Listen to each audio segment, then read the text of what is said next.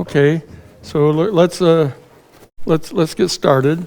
The rest of the folks hopefully will drift in as we're going along here.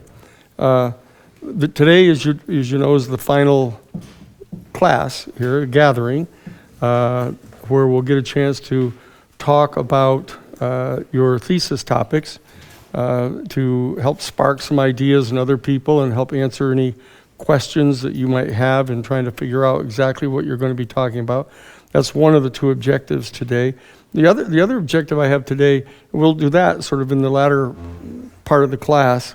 But I want to share with you, because I won't get to see a number of you probably after this. After you get your final grade, you probably want to I won't see a lot of you after this. So I want to be able to take this opportunity to share with you a few strategic secrets.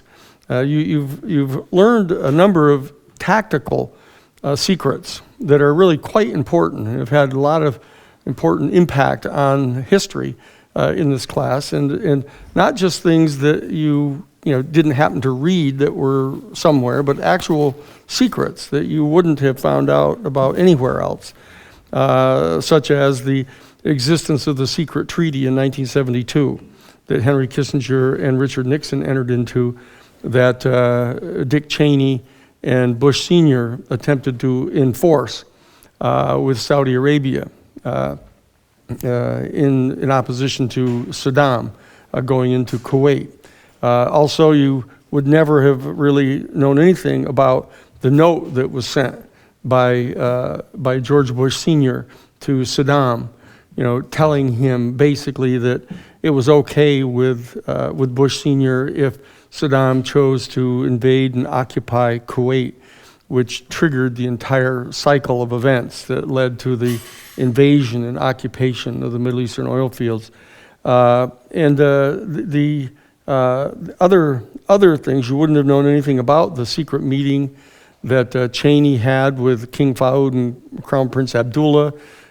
You wouldn't have known anything about the fact that it was Osama bin Laden, that the chief of security of Saudi Arabia, Turki bin Faisal, wanted to have push out Saddam from Kuwait instead of inviting the U.S. in. There are a handful of these important tactical pieces of history that you'd never hear about otherwise. Not the least of which is, of course, the fact that it was the people from Brown Brothers Harriman under the chairmanship or CEOship of George Herbert Walker, the grandfather and great-grandfather, respectively, of George Bush Sr. and W. Bush, that you wouldn't have known that they were the ones that secretly financed the rise of the Third Reich. You wouldn't know anything about those things. Then a number of other major tactical secrets that you could have learned about in this class if we'd had a whole semester, a whole 2 semesters, a whole year to do the course. But we shared a number of these things with you here that are tactically important secrets. What I want to do today, in light of the fact that I won't get to see many of you again, is share with you 3 what I think are the most important secrets that I've come to know in the 50 years that I've been out practicing law, and 53 years since graduating from college. And in honor of being the final lecture today, I'll start out with one of them. And this was the secret that was shared by Professor Crane Brinton. A number of folks in the back probably know about this, but your generation doesn't. Crane Brinton was the professor of intellectual history at Harvard University. When I'd graduated from the college in '67 and had gone up to the law school in the fall of 1967, and in the spring of 1968, when about this time of the year, when we were coming to the end of classes, Crane Brinton, who had been the professor of intellectual history at Harvard University for over 40 years, was asked in his final lecture before he retired to share with his students the most important single idea that he had encountered in his entire 50 years of study in the field of intellectual history. And the class of 67 at Harvard College was the last all-male college, last male class at Harvard University.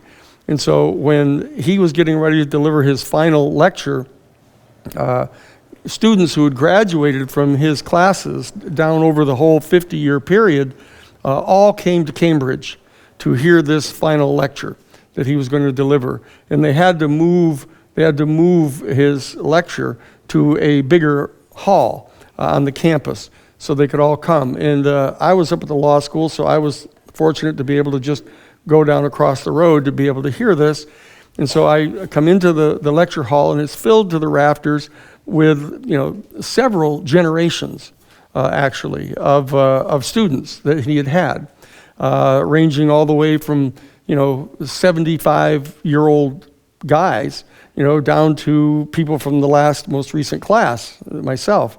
And he was asked in this final lecture, as I said, to share with his students the most important single idea that he had encountered during his tenure as the professor of the intellectual history. And he said, well, this is going to be easy because I know very well what this is. And so he comes into the class and he opens up his book and he said, look, I've been asked to tell you the most important idea that I've encountered in the past 50 years, and it's this. He said that all of the greatest minds in our human family have all ultimately come to the conclusion that our human species is right on the very brink and in the process of evolving into the next stage of biological evolution. And that this next stage of evolution is going to be as different from Homo sapiens as Homo sapiens are from Homo erectus, out of which we evolved. And he said that, that the particular evolutionary quality that is going to finish evolving to cause this leap into the next stage of human evolution is the evolution of a faculty like seeing or hearing that is able to directly and experientially encounter the unitive phenomenon that bonds every ultimately irreducible integer of matter in the entire universe into one single unified harmonic whole. He said, and just as sight, eyeballs, evolved teleologically up into full manifestation in response to the existence of a pre-existent stimuli, that is light waves, of a particular frequency and amplitude. He said, and just like sound, just like the complexity of the inner ear evolved teleologically into full formation in response to the pre-existent stimuli of sound, which again is a little phenomenon with a particular pitch and amplitude. He said that this faculty is evolving in response to the actual physical field that bonds together every ultimately irreducible integer of matter in the entire universe. And that by dint of this experience that you have through this evolving faculty, it will be like seeing light or hearing sound. It's not something that you reflect on, you think about, but the fact is that you directly experience it, like seeing or hearing. They said by dint of this experience, you will know what type of conduct on the part of individual human beings, both individual and collective, is either harmonious with or disharmonious to the natural order of the universe. And he said, and that's why I think that the young men in this most recent set of classes is refusing to go fight in Vietnam. And then he closed the book and walked away and died within 2 months after retiring. And so he never expounded upon it, never explained it in any further detail, but he wanted to make sure that his students knew that. And so I wanted to convey that to you because this is the person who has spent his entire life studying the rising and evolution of ideas in the human culture. And so he shared that secret with us. And I wanted to share that with you before we parted our ways. The second major strategic secret that I want to share with you is the one that Julia and I touched on the other day, which is this thing by William Strauss in How. Strauss and How wrote this book. I mentioned it to you, but in that case I was only talking with Julia, but I think you should know about this too. The book that's called Generations, A History of America's Future. And I just gave it a quick thumbnail for Julia's benefit, but I want to just take it a little more slowly and share it with you, that this insight that's been come to by this Harvard and Yale sociologists that were working together on this have come to the realization after doing thousands of interviews and having their students do many of them for them and bring them the data, that they have come to the conclusion, as I mentioned, that in every 100-year period, that there are 4 generations that are born. And they range anywhere from 21 years in length to 25 years in length or so. And that during this 100-year period, there is always one of the generations that is an idealist generation, which I'll explain in a moment. And it's followed by a reactive generation. And that is followed by a civic generation. And that generation is followed by an adaptive generation. And what this means is that the idealist generation, and all of this is in relationship to addressing the major secular crisis that occurs during that 100-year period, to which the human family is required to respond and to try to solve in some way. And as I pointed out, in the case of the 20th century, that major secular challenge was the worldwide massive depression and world war that encompassed the planet at that time. And Franklin Roosevelt, a member of the civic generation, undertook to try to address the issue of the failure of the economic system and came to grips with it and established a whole set of New Deal programs that stimulated the economy, reined in the excesses of privately owned shareholder stock corporations, and the banks and the financial institutions, et cetera, provided rural electrification for everyone, set up Social Security, et cetera. And that is an example of the response to the secular crisis of the 20th century by the members of the civic generation and Franklin Roosevelt's generation, with the tutoring of the progressive generation of that 20th century, which was the progressive movement that arose up out of the Chautauqua movement that I've mentioned a couple times in class, and that the Chautauqua movement rose up in response to the robber barons. That entire period from 1868 to 1898, culminating in the McKinley administration, that was just rampantly devouring the resources of the country and laying waste to the environment and abusing and manipulating employees in exploiting child labor, etc. And that in our century, the 21st century, our generation, the baby boomer generation, is the idealist generation of this 21st century.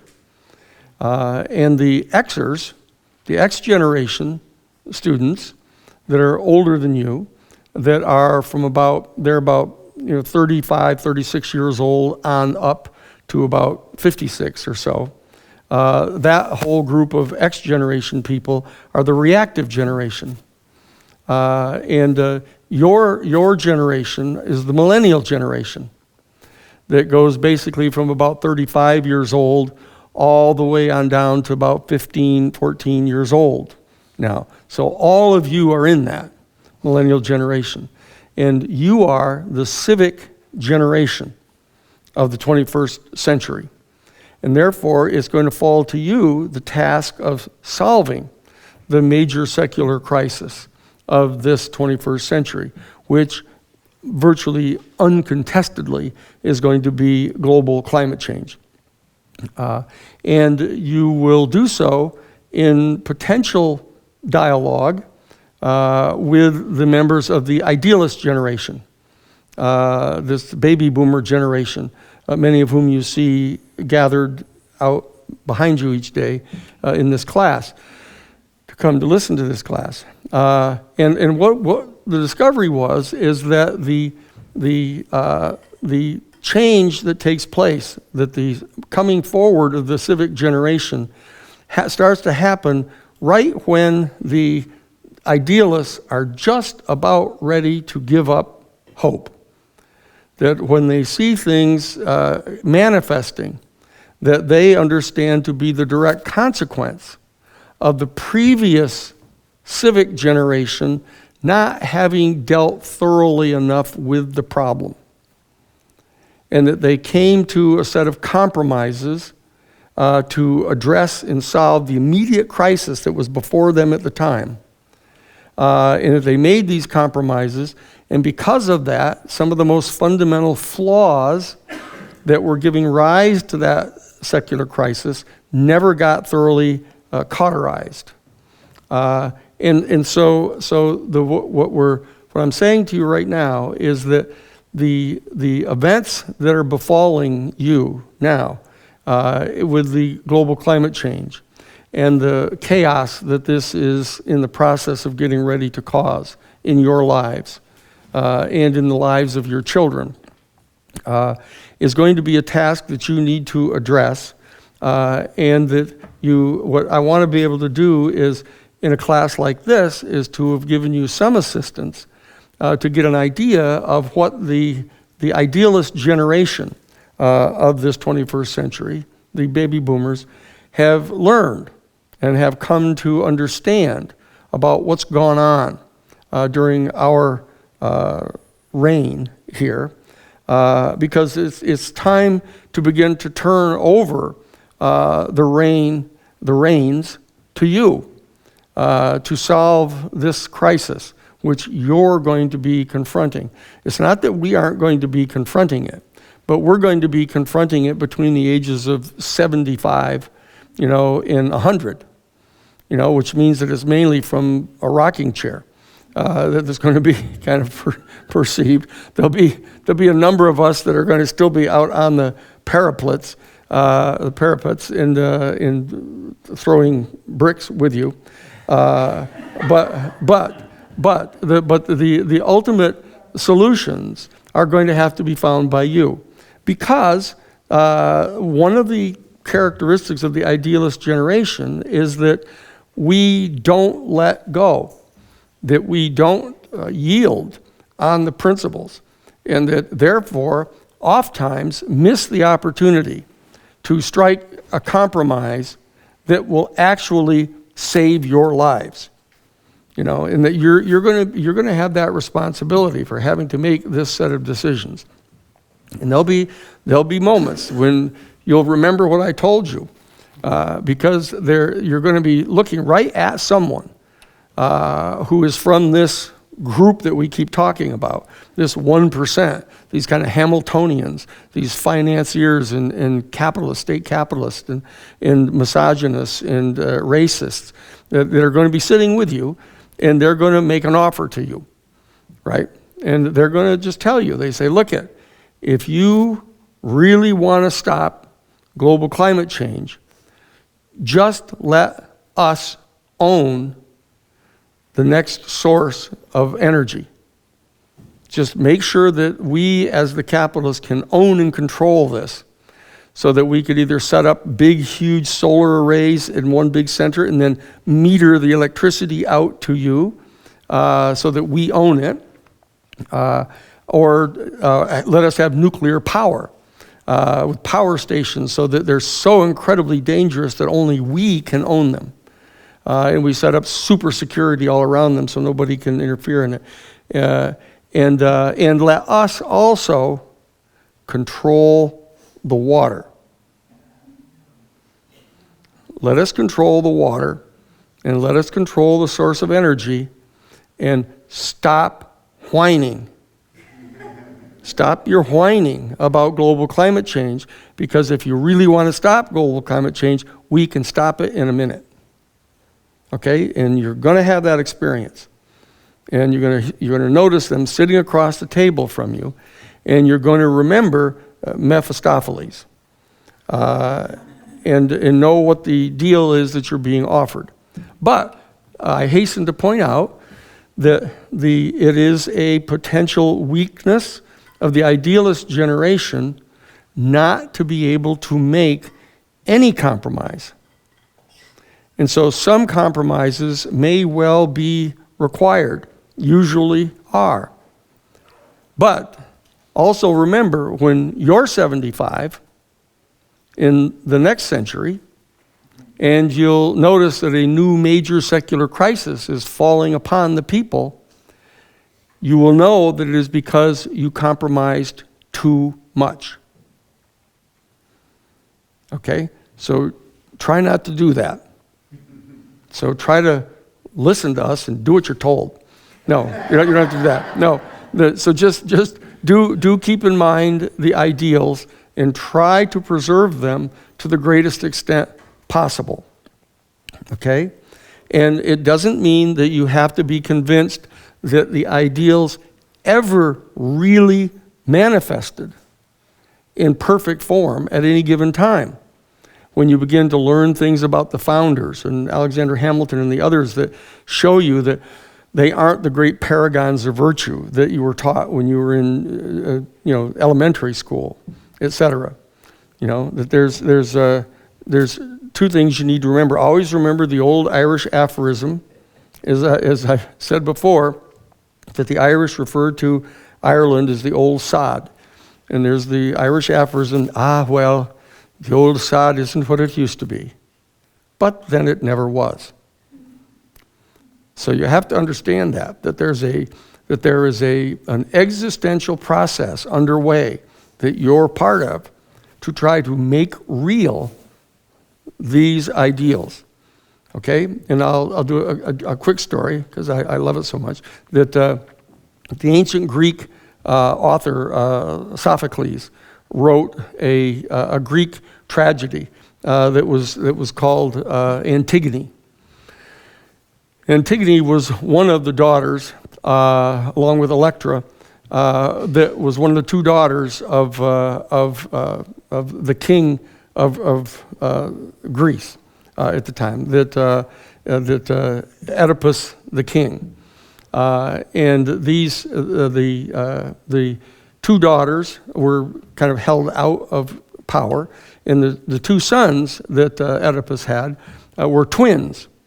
And the two twins, when it came time, when Oedipus fled into the night with the brooches on his eyes and the whole 9 yards and electric lightning all around him and everything, when he discovered that he'd been going to bed with his own mother, that you'll all recall from the discussions of the Oedipus complex, that the two twin sons were still in their infancy, and therefore they couldn't take power. And so Oedipus's brother, Creon, became the temporary ruler, the holding power for the two twin sons. And they had these long set of discussions, the city fathers, trying to decide what they were going to do since these were twins, which of them was going to take power. And so the city fathers thought about it, and they said, here's what we're going to do. Because they're twins, we're going to share the power. What we're going to do is have one of the sons rule for an entire year, and at the end of the year, he'll step aside, and the other twin will come in and rule for a year, and then at the end of that year, he'll step aside, and the other son will come back, and we'll do it that way. Well, as it turns out, that as time came to pass, and the twins achieved adulthood, one of the sons took control and ruled for an entire year, and it came to the end of the year, and he said, you know, the more I think about this, the less attractive this idea is of me having to turn over the power to my other twin brother. And after all, I was born first. And so actually I am older, and so therefore, by the laws of primogeniture, I should be ruling. And the other twin was outraged at this, and of course the city fathers should have been outraged, but they were like moderate Democrats. And what they said is, well, you know, he's got a point there, and besides, he's going to fight if we try to remove him. And that's going to be very disruptive to the whole community. Their people's lives are going to be lost, a lot of bloodshed, you know. So actually, he's got a point there. And, you know, the more we think about it, the more maybe we should just let this go. And so the other twin fled from the city, went out and aroused the rabble from around the city-state and led an attack against the city of Thebes. And the two twin brothers met in hand-to-hand combat out in front of the seventh gate of Thebes. And they slew each other. And so Creon, their uncle, said, oh, shit, now what? And so he rushed out, and what they did is they had really chopped each other up in pretty serious shape, but they gathered together one of the sons and put him up on this big golden shield and put the coins in his eyes and in his mouth, and they paraded him through the entire city as a hero and gave him a hero's burial. And then issued a decree that the other son, who had led the rabble in an attack against the city of Thebes, against the elite, was to be left for carrion, that he was to be left unattended outside of the gates, the seventh gate of Thebes, to rot and be eaten by wild animals. And if anyone attempted to interfere in that and bury him or give him any kind of the ritual rites of passage, they would be executed by being cemented into a cave and allowed to starve and smother. And so they let the body lie there. They did the funeral ceremony. And on the first night, Antigone, the one of the two daughters, there's this famous scene where she's out beneath the full moon and she's feeling completely conflicted, and she remembers that she had been fated by the Delphic oracle. She'd been fated to die at the hands of her family for attempting to save the honor of her brother. And she could never understand how that could possibly become pertinent until now. And so she was saying, this is really terrible. I'm going to have to go out and bury my brother, and I know what's going to happen. I'm going to be executed. This is a terrible thing. And she goes out in the noonday sun, and she walks out with coins, and she puts them in the eyes of her brother and in his mouth and does the ceremony, and she's immediately seized by the garrison troops who are guarding the body, and they drag her before Creon, who is her uncle, and he's her favorite niece. And in fact, she is betrothed to his only son. And so he is heartbroken. but because of him being bound by the rules and regulations, not unlike Mueller, says, look, I'm not free to do what I would want to do. I've got to sustain the rules and regulations of the state. And so therefore, I'm sorry, but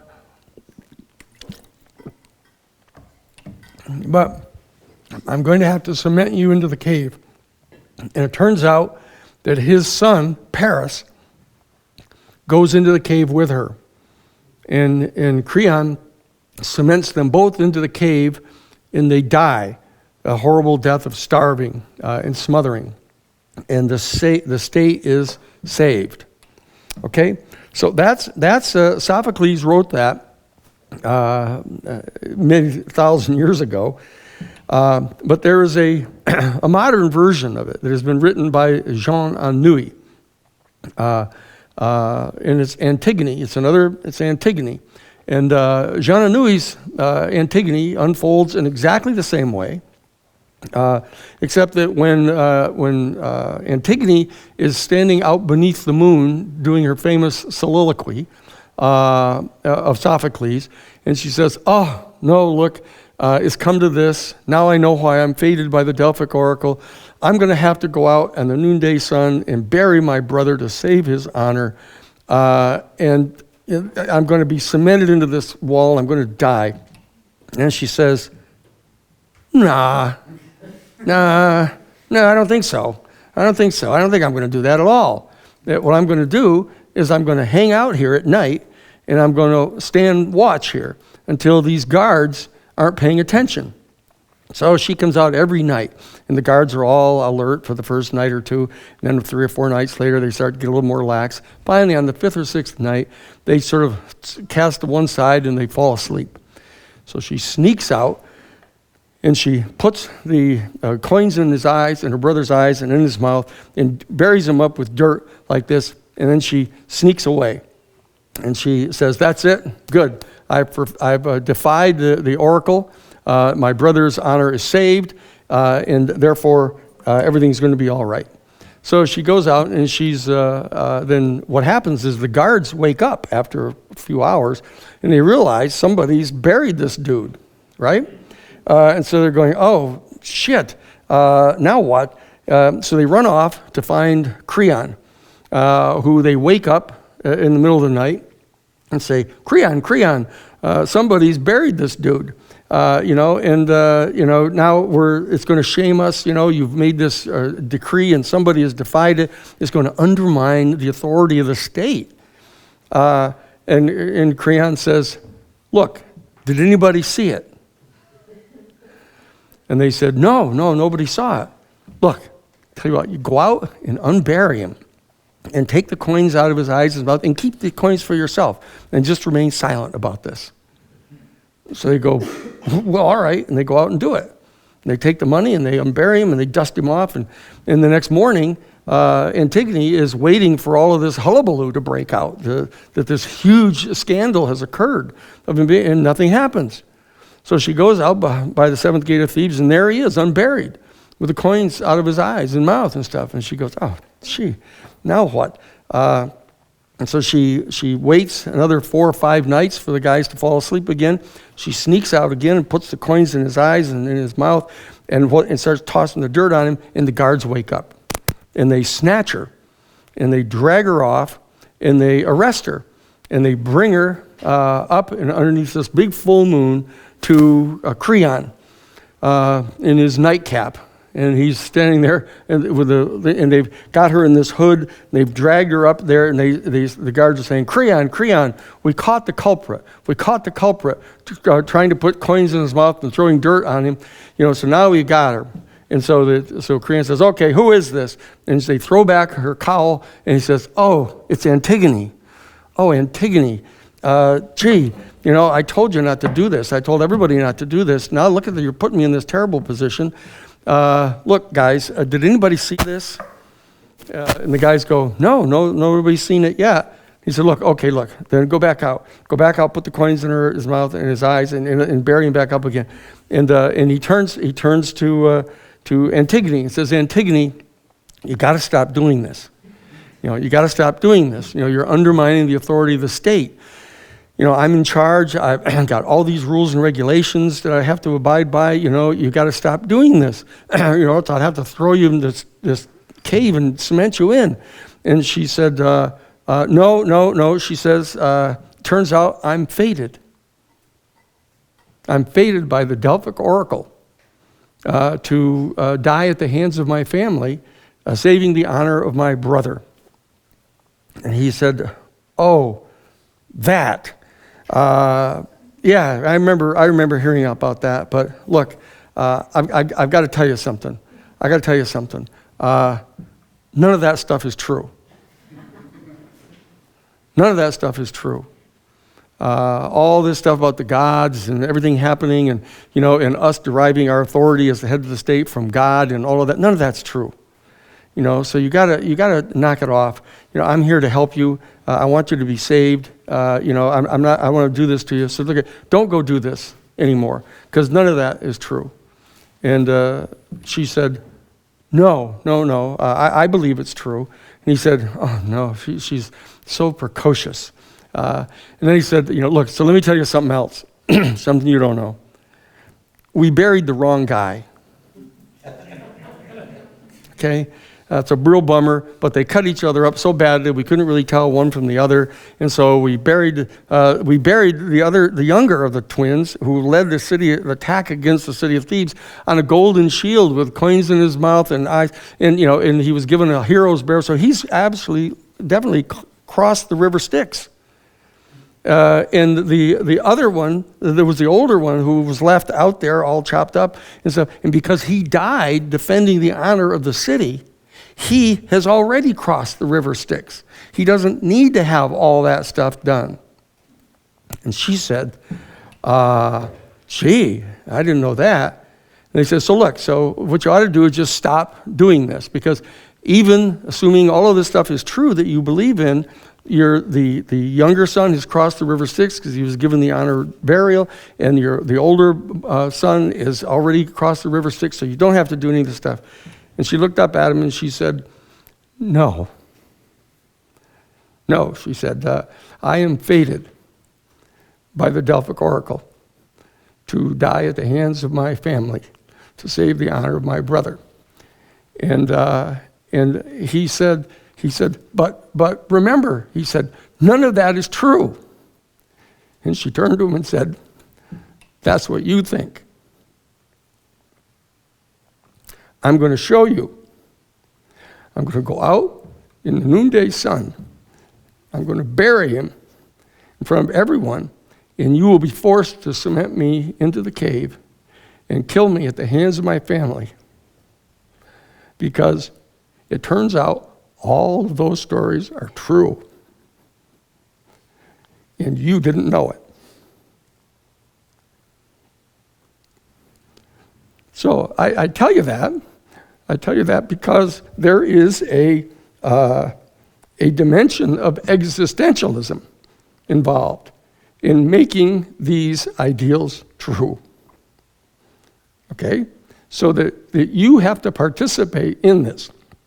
And so you have a duty to try to figure out why it is that these fundamental principles of natural law that undergird our Constitution, that undergird the fundamental rights of individual human beings, and that give rise to the fundamental natural law right of freedom of speech, freedom of gathering, freedom of press, these doctrines that the original drafters, such as Alexander Hamilton and even Madison himself, didn't really quite believe, but just thought that they were practical things that needed to be done because of the history that they'd had with England. That England was doing certain kinds of things, like harboring troops in people's homes and attacking the press, and interfering with people's right to gather and petition the government. And so that they thought they were doing them just because they were kind of practical things that needed to be done to ensure their ability to withdraw from England. But as it turns out, upon deeper analysis, it turns out to be true. That these are fundamental rights that belong to every human being, in that there's an explanation for why that's true. And that the best thing that we can possibly do as the idealist generation is to help explain to you and work with you to understand yourselves, not just because we say so, but to understand yourself how and why this is true. That there is, in fact, such a thing as natural law, and that the natural law gives rise to these fundamental rights for not just human beings, but also for all living things, not only here on our planet, but everywhere in the galaxy. That this is an important insight to come to, and that the evolving of this faculty that Crane Brinton suggests, all of the most intelligent thinkers, men and women down through the ages, have come to understand that this is true. And that they've talked about it, they've written about it, they've written poems about it and music about it. But it's something that you have to access yourself in order to really believe it. And not just believe it, but to know that it's true. Okay, and there are ways in which you can do this. Okay, now the third major secret that I want to tell you about is that when I graduated from the law school and was out practicing law for 3 or 4 years, and I'd done the Pentagon Papers case for the New York Times, and I'd done the case that established the right of journalists to protect their confidential news sources, and had done the case that established the right of unmarried people to have access to birth control. And these are all big Supreme Court cases. And I was at F. Lee Bailey's office after leaving the big firm, the Cahill firm, and we were doing the Watergate burglary case, and we got James McCord, one of the burglars, to write the letter to Judge Sirica, blowing the whistle on the plumbers and stuff. And F. Lee Bailey, whose office was representing James McCord, was trying to get me to represent Michael Angiulo.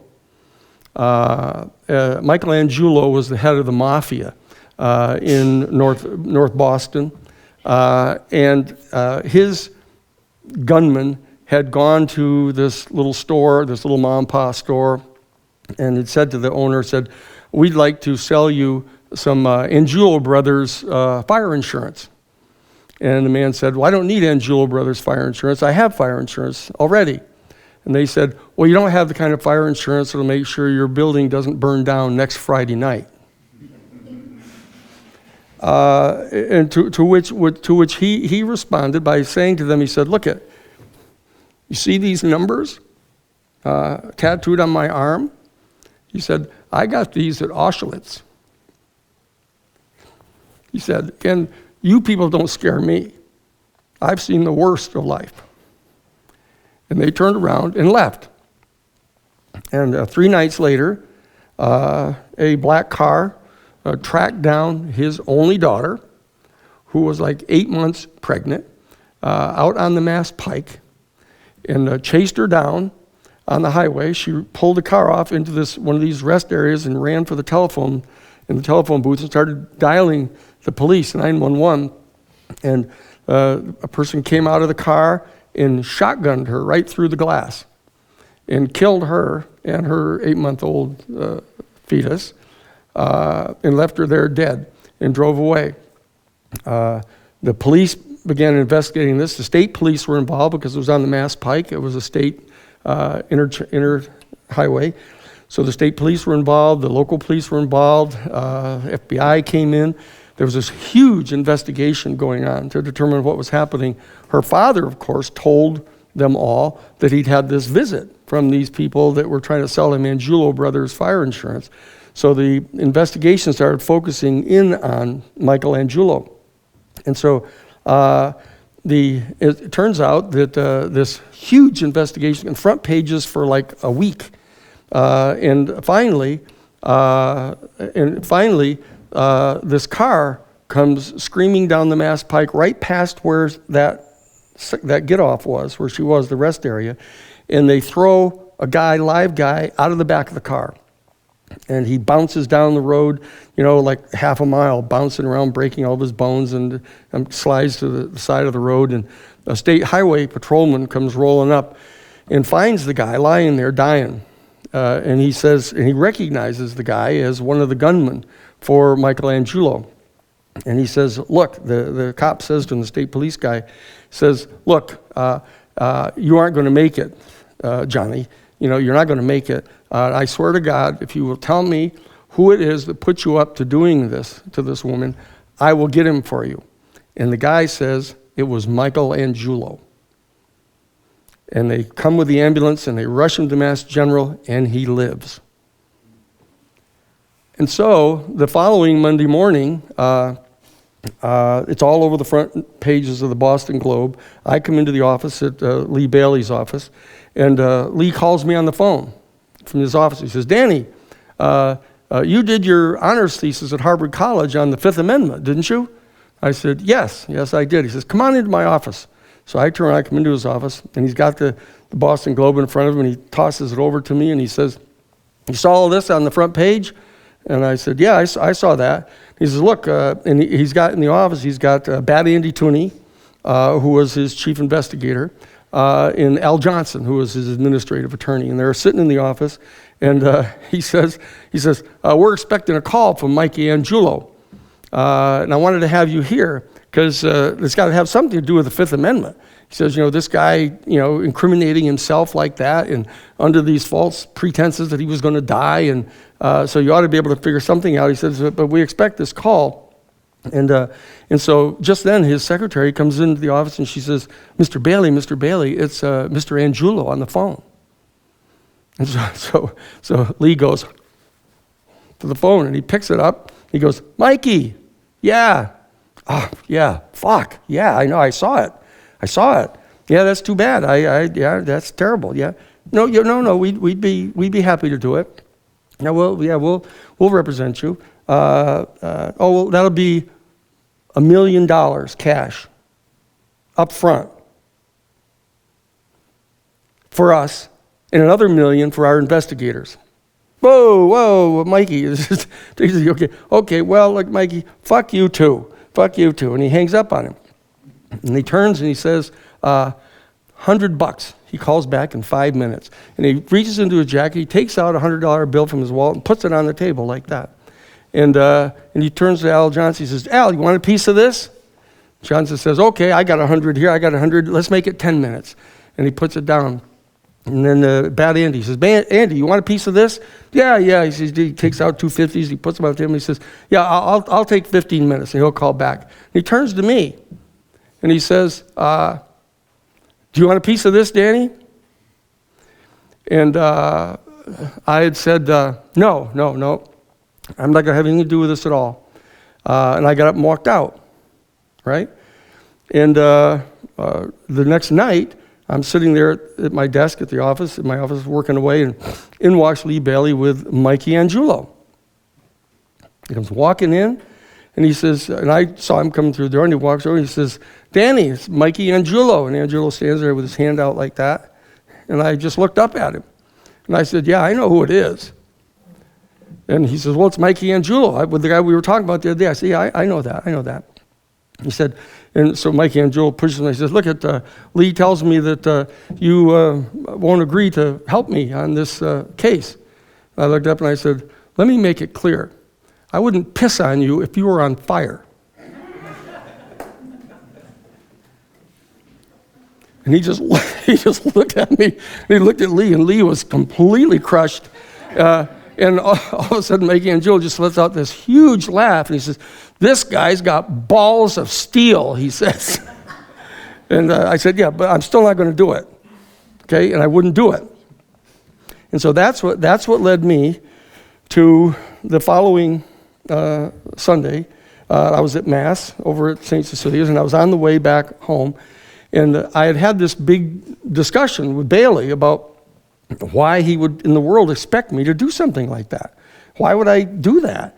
And it was like he just couldn't understand it, because he said, look, this is a major client. We're going to get like $2 million for doing this. And so even if he loses, we're still going to get the $2 million. I said, no. I said, you don't understand. I said, look, why did you become a lawyer anyhow? Did you just become a lawyer to try to make as much money as you possibly could? Or didn't you ever have any kind of ideals about being a lawyer or anything? And it was like, he was just kind of looking at me like, what? And so I was over at Mass, I say the following Sunday morning. That was Friday afternoon. And so I'm walking back home, and I stop in at this little bookstore, which I was wont to do on Sundays. And I was looking around, and I found this book in there that was called A Theory of Justice by John Rawls. And John Rawls was the chairman of the Department of Philosophy at Harvard University. And so I took it off the shelf, and I started looking through it. And it was a major treatise that he had written toward the end of his career, his kind of magnum opus, like you're going to be writing, for the course, your magnum opus.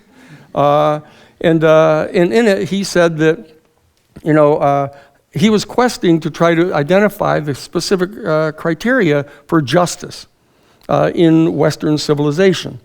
And so he said that he thought that he would discover that in a democracy, when a democracy was confronted with a particular public policy problem and a range of potential responses to it, that it's likely in a democracy that the juridical entities would end up selecting the option that generated the greatest good for the greatest number. The classic utilitarian, a majoritarian utilitarian ethical solution to the problem. But it turns out, he said, he was surprised in undertaking his major magnum opus to discover that that wasn't true. That, in fact, the decisions that were being made by the United States government weren't always just directly for the greatest good for the greatest number, because otherwise, why wouldn't we, he said, still have the white people own the 10% of the people that are black? Because it would be to their advantage. But they don't. And it's because of the intervention of a group of people that he referred to in his book called the intuitionists. And these intuitionists would say these things like, all men are created equal, they're endowed by their creator with certain inalienable rights, and among these are the right to life, liberty, and pride. And they go on pontificating about these kind of metaphysical principles. And that these have an effect inside our culture to turn the decision makers away from a stark and rigid application of the ethical principle, the mode of ethical reasoning, of simple majoritarian utilitarianism. And that they set up some type of a compromise on that, taking into account these other metaphysical principles.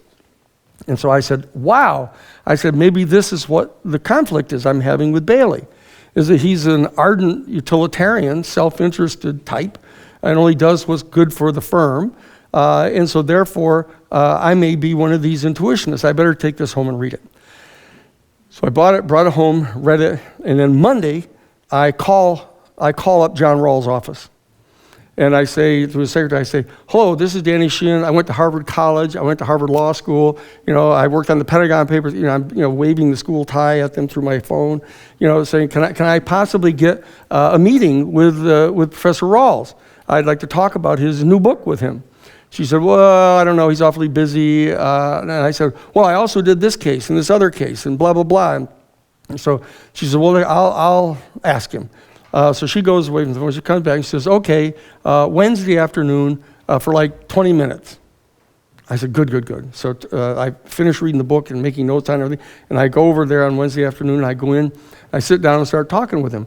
And I started explaining to him how I'd read the book and how I was interested in this concept of the intuitionists and how they had a different mode of ethical reasoning than the majoritarian utilitarians.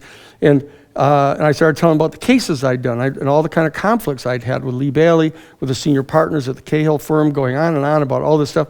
And his eyes are getting big like saucers.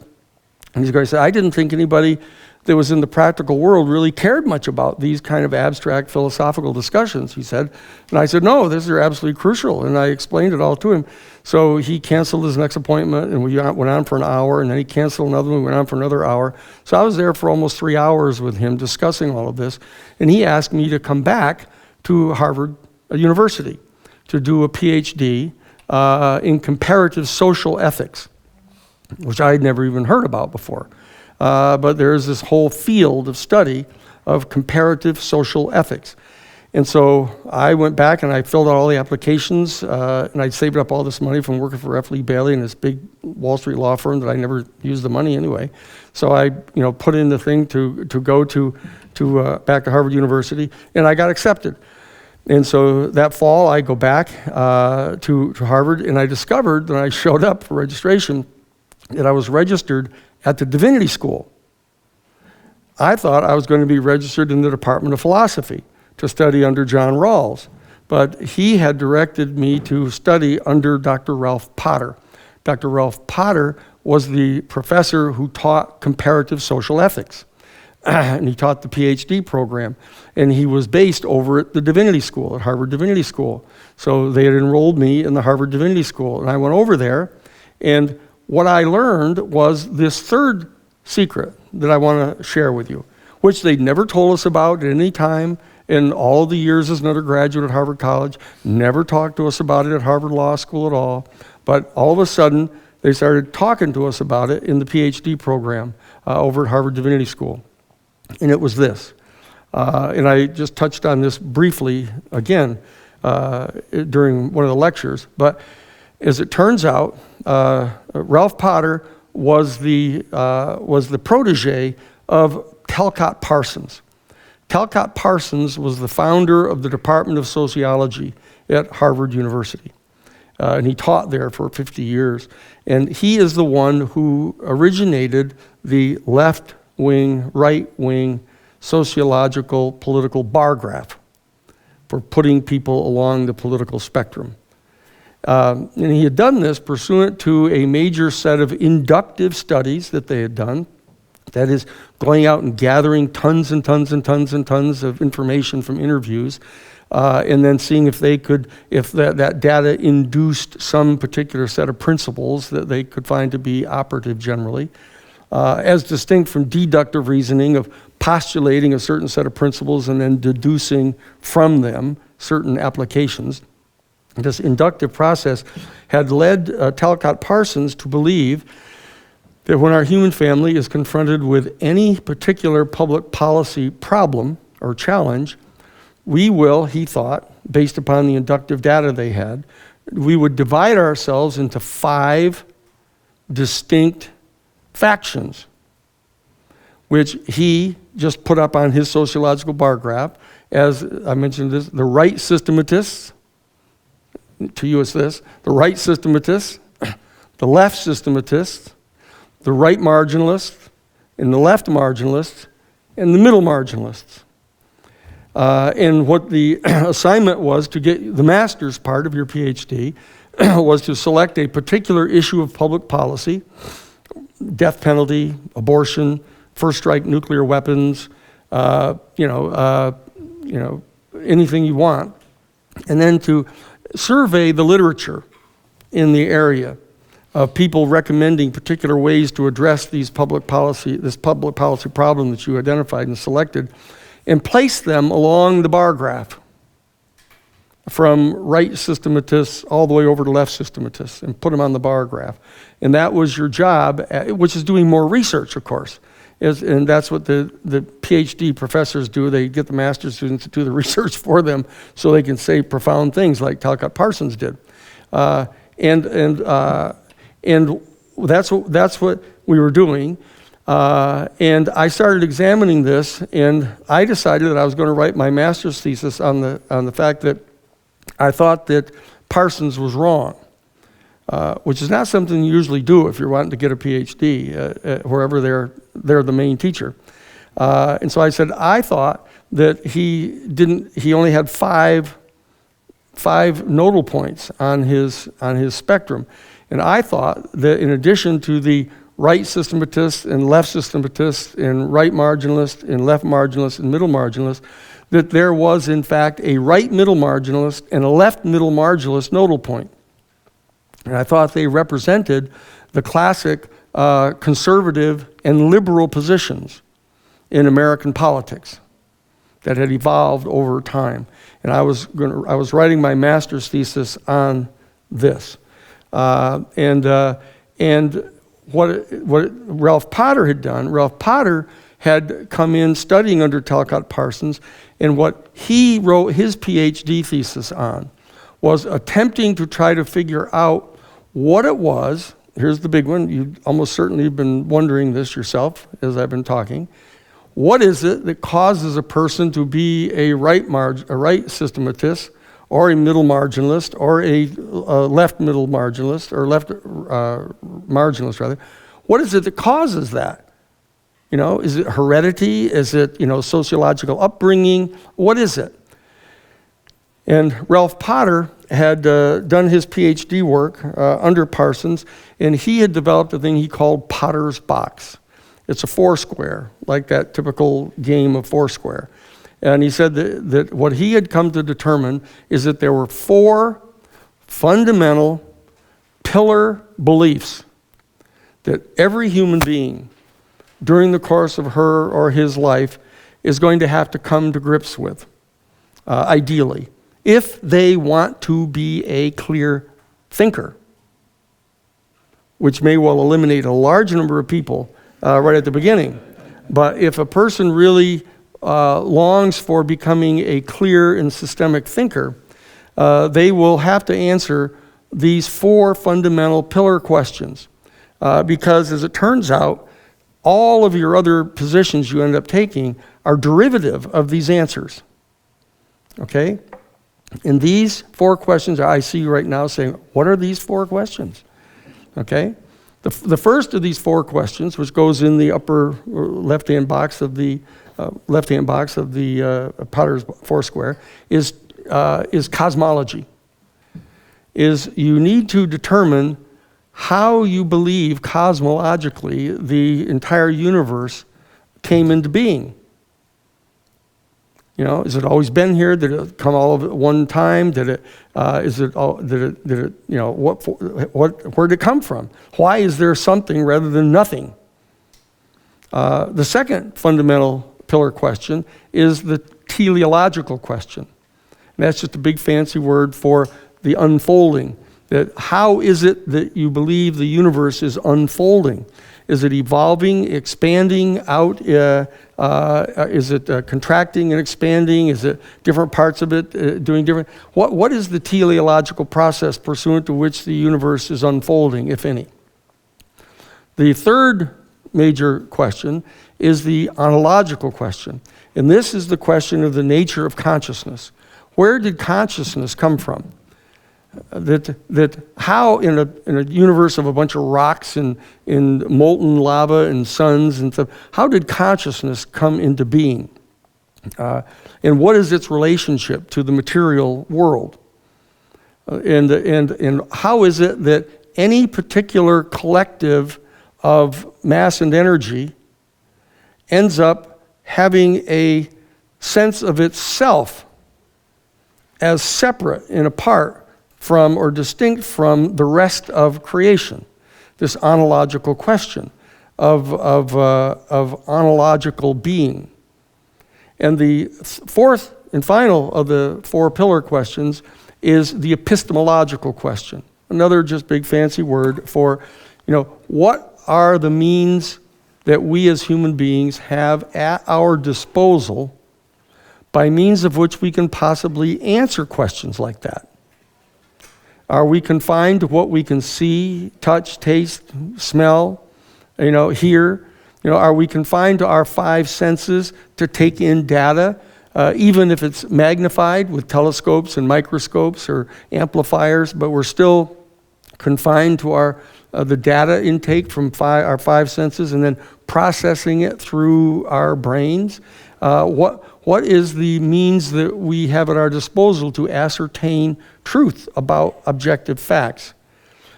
And it turns out that if, in fact, you answer each of these four questions in a way that is internally and self-referentially consistent with your answer to each of the other three, I'll say that again. If you answer a given question in a way that is internally and self-referentially consistent with the answers that you provided to the other three, then you are a systematic thinker. You have come to a set of profound conclusions about the ultimate nature of reality.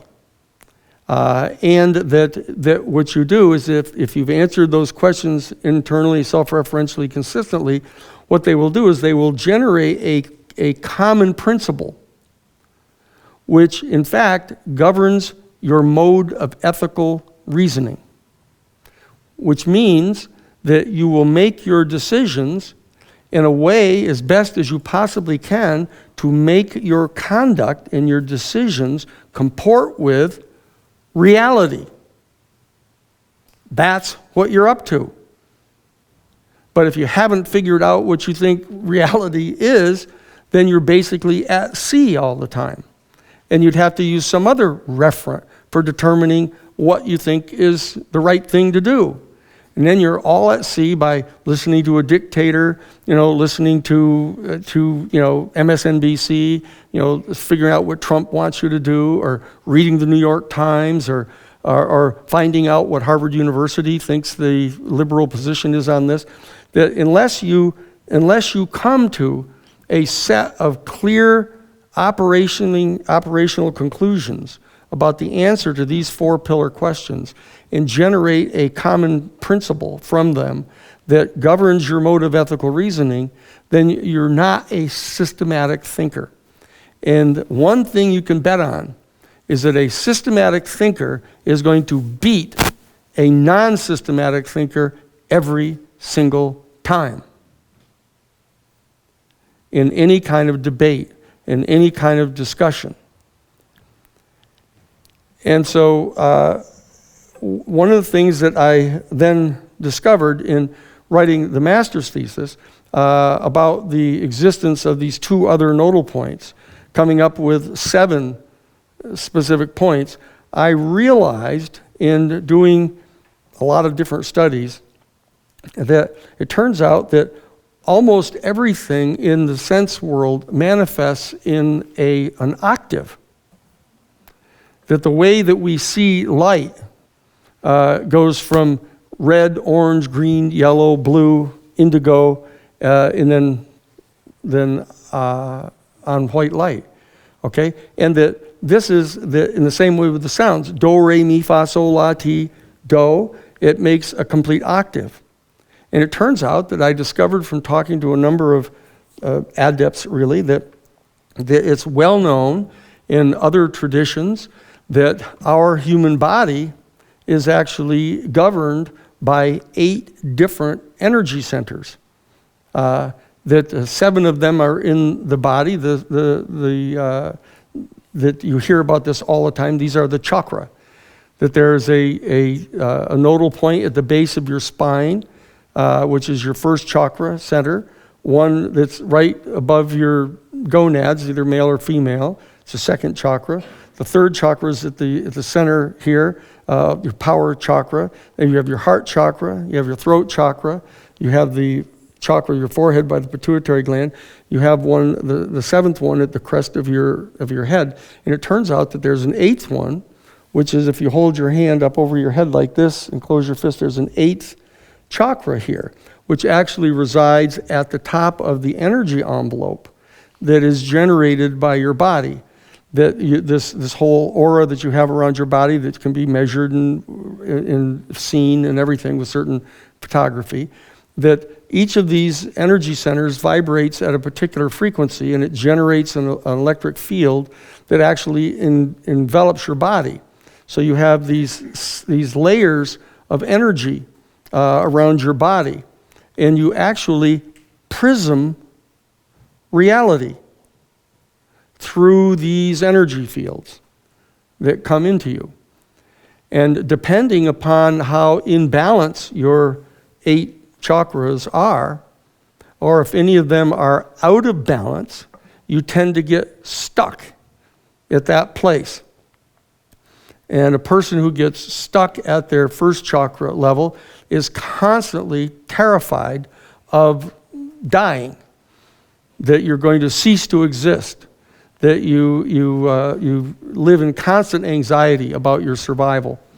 And if in fact you're out of balance in your second chakra, you are constantly into engaging in the conflict with an ultimate other. Constant dialectical dynamic. And you can run through the chakras to understand what these major principles are that become operative in you. And so that what we discover is that no matter how much information you give to another person, if you study all this stuff in this whole class, and you gather and you take careful notes of all the information, and you go home and you tell your brother, who's watching the Stanley Cup finals about this stuff, and he doesn't give a shit what you're talking about. Because it turns out he's energized by an entire different energy. And so that he isn't persuaded by anything that you're saying. And this is what they were telling us at Harvard, that you need to understand, first thing you need to do is figure out what your answers, your operational answers are for each of these 4 basic pillar questions. Then determine what the principle is that's common to all of them, and how that generates a particular mode of ethical reasoning. Because if you apply that mode of ethical reasoning to all of the basic questions of life that you're going to be running into in the years after you leave this classroom, if you apply that mode of ethical reasoning that is generated by that principle, and you apply that principle to every problem or challenge you face in life, that's going to generate a philosophy. That is where philosophy comes from. That is what philosophy is.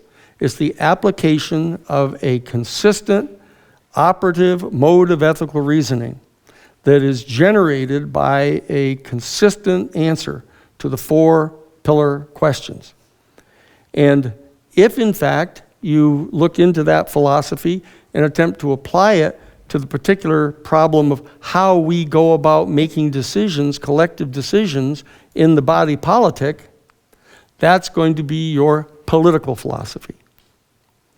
And those political philosophies, ranging all the way from the right to the left, are authoritarianism, reactionaryism, conservatism, moderate, liberal, progressive, utopian. Now, what you'll notice is that there's an 8th one out here that has not yet been identified. And I'll just share it with you because I want you to at least know what I think.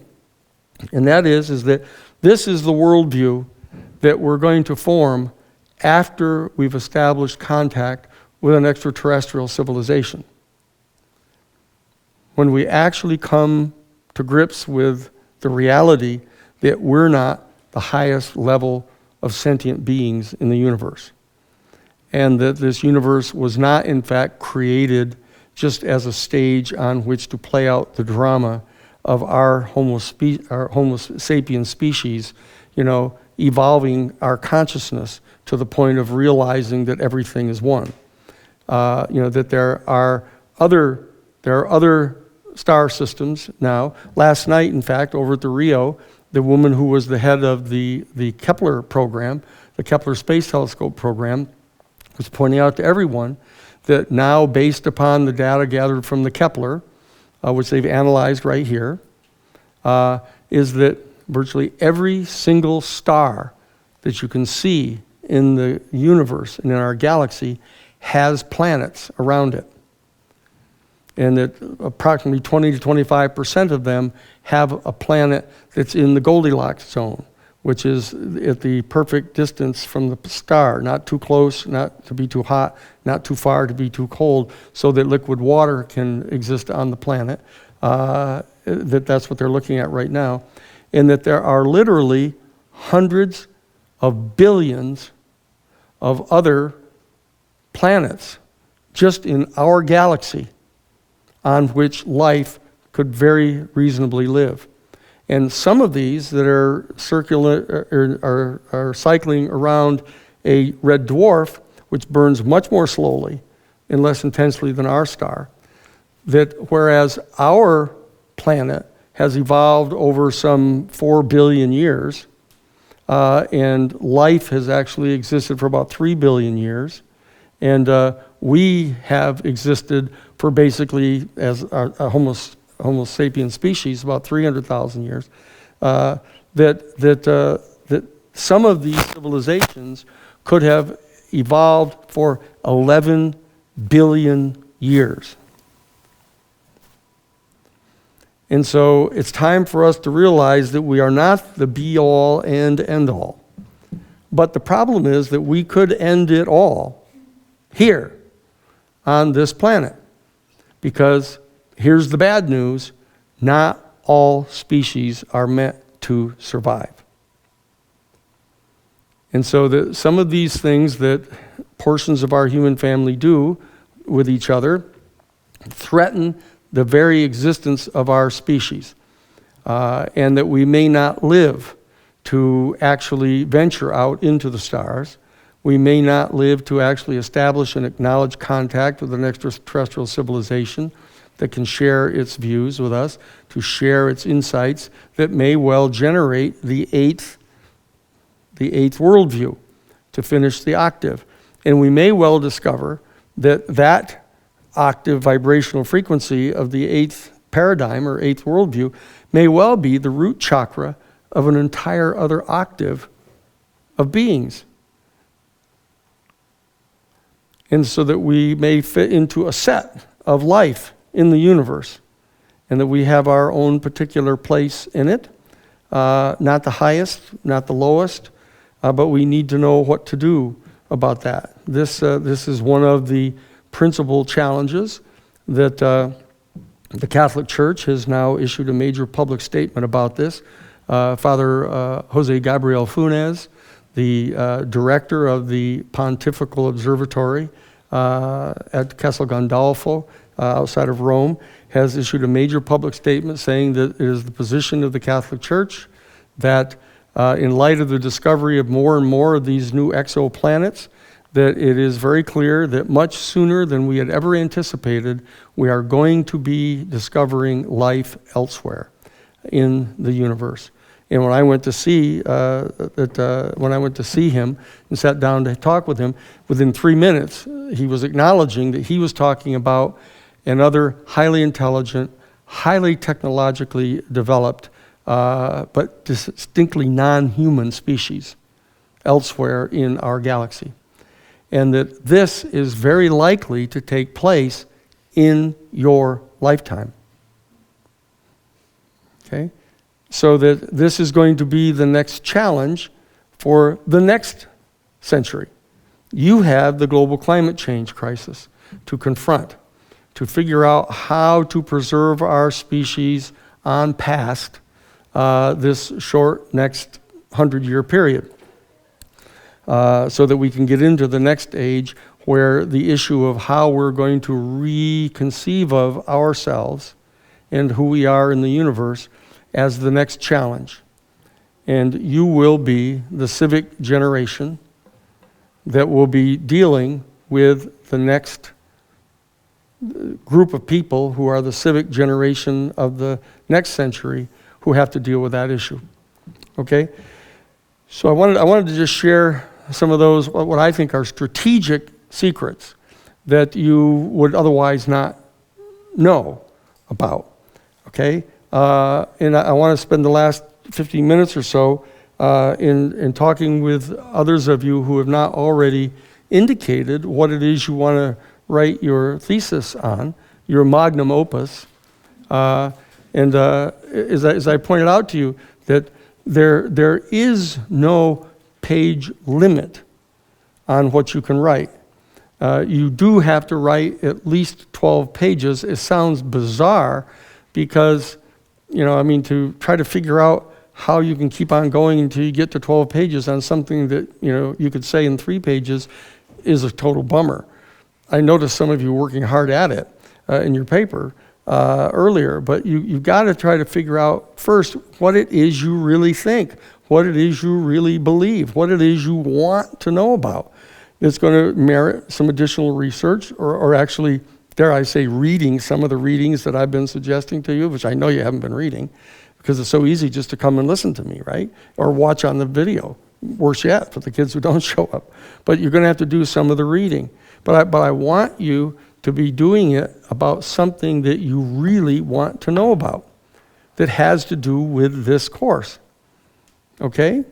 So what have we got now? So tell me. What is it? What is it you'd like to write about? Oh, no, her and then you. I wanted to write about Trump's relationship with the oil corporations and how that there is an exploitation with the indigenous people here. I'm still developing it, but how the presidential candidate's position on the stance of global climate change and how that could impact future policies that are created. All right. Well, that's a big one. That's a big one. So say don't hesitate to call or drop lines to John or me as you're going along if you hit into something that you want to know more about. Okay? Can we help? Okay. I was kind of writing about this, what I would do in the current state of living right now regarding climate change. And I thought that the best option for me to do would be to educate others. So I was going to look into maybe researching other outreach groups that are trying to infiltrate schools and whatnot and give children actual information on climate change that isn't exactly politically biased or isn't coming off as politically biased, but as just straight facts. And I think that'd be very interesting to pay my hands on. And you should also try to find out information about what the responses of some of the school systems have been about either being open or not open to having people come and talk to them about that in different states too, so that you'll see that this issue of the state-run schools, they tend to enforce the belief of their state, and that usually is the governing party in their state. So that you're going to find that that they're the Trump administration is ordering various agencies, including the Environmental Protection Agency, to remove from any of their documents the term global climate change. And so that idea, this is the 70th anniversary of 1984 with George Orwell's famous book about the creation of a completely artificial false reality, and the government, Big Brother, kind of force feeding it to everybody to adopt. And so that this preposterous position that the administration has taken has infected a number of the states. And the states have in turn infected their school system in not allowing, in the same way that they prohibited at one time the teaching of evolution, that they're prohibiting the teaching of their students of anything about global climate change. So that's something you should touch on as well. Okay? If I could just add in something, I also encourage you to consider timing, because global climate change is a problem with a deadline. And so we have to be educated, yes, but we also have to act, and the action deadline is coming up quick. So if you're thinking about educating, you have to do so within that time frame. So I encourage you to consider timing as well. Yeah, the rate of education. Okay. What are you thinking of doing? Planning on examining the history of Trump's foreign and domestic emoluments and how it violates the Constitution, how it leads to a conflict of interest. Now, let me ask this, that the emoluments that, for example, his simply putting people up at his hotel is one of the things they keep talking about, but the emoluments about the oil companies is one that is most pertinent to the global climate change topic of the course. And so that his involvement just is Amy, is that right? Amanda, I'm sorry, Amanda. That the same kind of thing that Amanda is talking about doing, about looking at the relationship of Trump with oil companies, et cetera, and potentially attempting to profit in some way from that is an easier focus.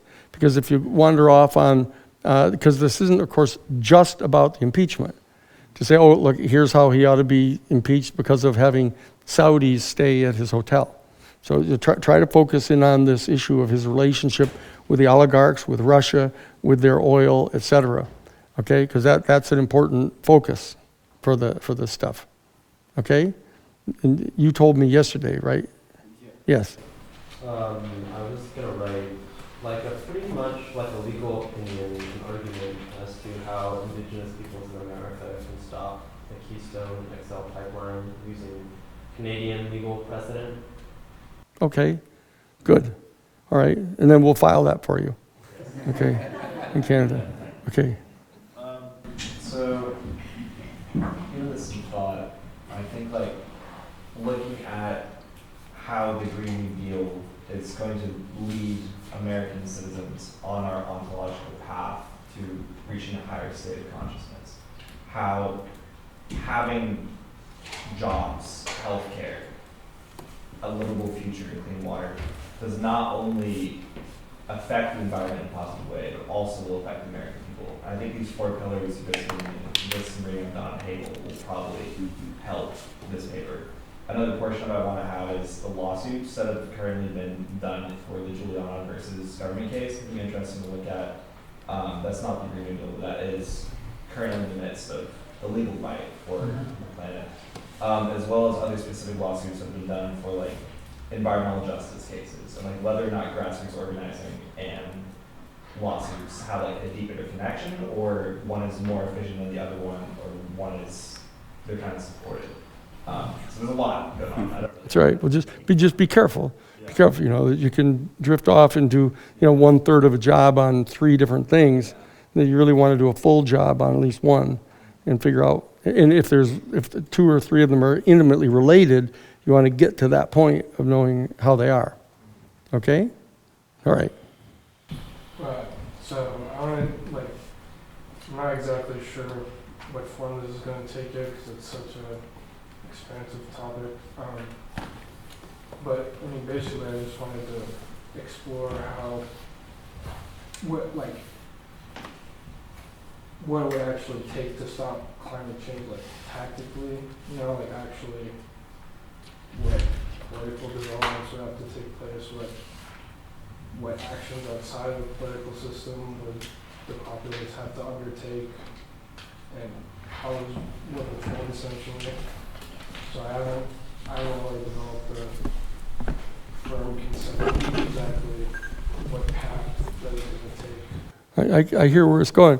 One of the things you might do is to argue that there's going to have to be forward-leaning activity on many fronts, and that there's going to be a symbiotic relationship between and among those activities that feed off each other and support each other. For example, it's always clear that when you go to sit down with a congressperson and tell them you want them to, oh, she's escaped before I got her. Okay, she knew that was coming. All right, that when you're going to talk to a particular legislator, they're always very much aware of somebody engaging in an activity that is extremely disruptive, whether it's Earth First or other kind of people, and that they are very thankful to have someone come into their office and offer them a solution to staving off that threat. So that you want to realize that even though a particular action in and of itself may not succeed in generating the result that it might want to, it may be able to be referenced and used by someone else as a lever point. So, and that's going to be really important for what you're talking about. What is the matrix of it? And I should just point out one final thing with regard to the issue of the spectrum of worldviews, is that, as you may know, each one of the chakras is noted by a particular color, the vibrational frequency of them. Red, orange, yellow, green, blue, the same colors of the spectrum relate to the vibrational frequencies of the chakras in the body. And what they discover is that if you take 7 different colored, pure colored laser beams of red, orange, yellow, green, blue, etc., pure colors, and you shine them together on a single point, what they do is the lasers set up a mutual interference pattern that generates white light.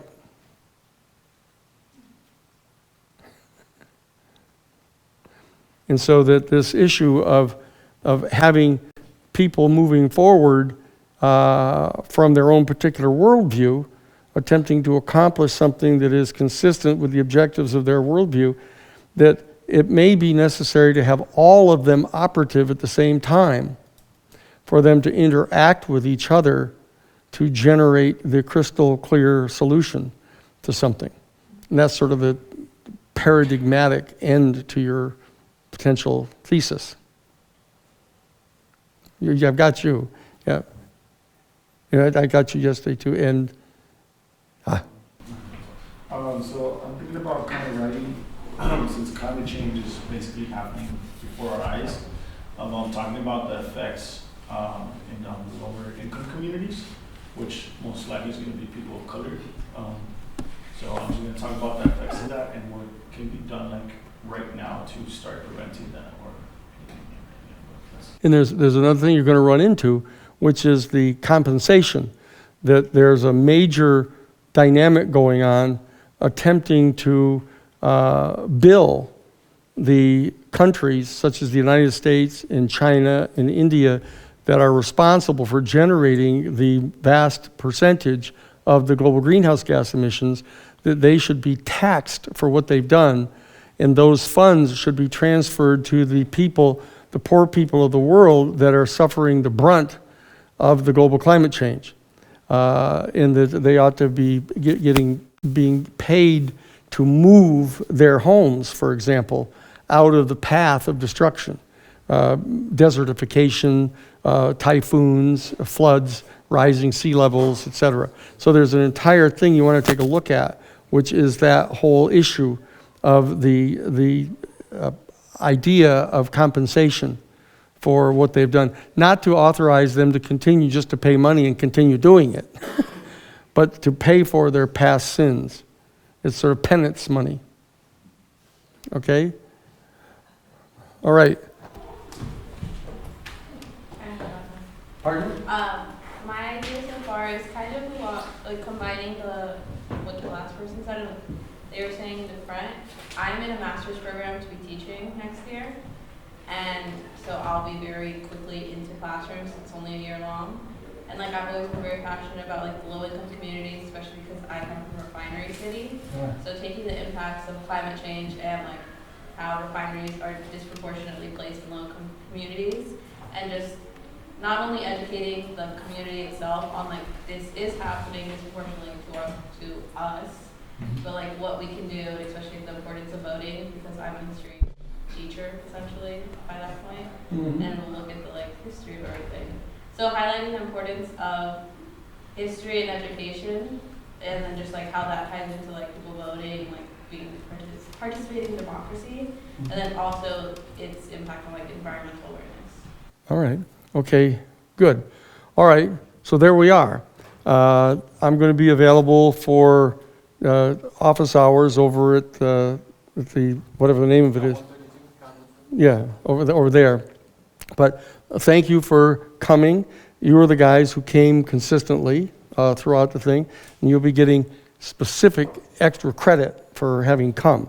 There's still people, I wouldn't even recognize them if I tripped over them, that are still in the course. I see their names on the paper, and I don't know what they're doing, but you guys are the ones that came, and so you're the ones that I want to make sure are adequately rewarded for this, okay? Thank you for coming. Thank you for taking the class, and I'll see some of you maybe next spring. Okay? Terrific.